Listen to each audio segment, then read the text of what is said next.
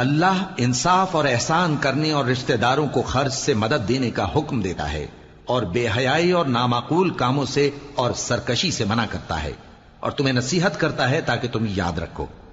اور جب اللہ سے عہد کرو تو اس کو پورا کرو،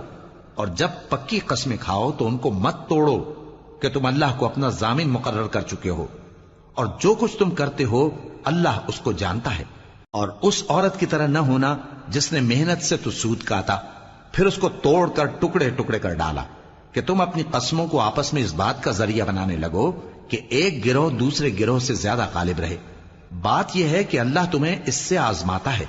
اور جن باتوں میں تم اختلاف کرتے ہو قیامت کے دن اس کی حقیقت تم پر ظاہر کر دے گا۔ اور اگر اللہ چاہتا تو تم سب کو ایک ہی جماعت بنا دیتا، لیکن وہ جسے چاہتا ہے گمراہ رہنے دیتا ہے اور جسے چاہتا ہے ہدایت دیتا ہے۔ اور جو عمل تم کرتے ہو اس دن ان کے بارے میں تم سے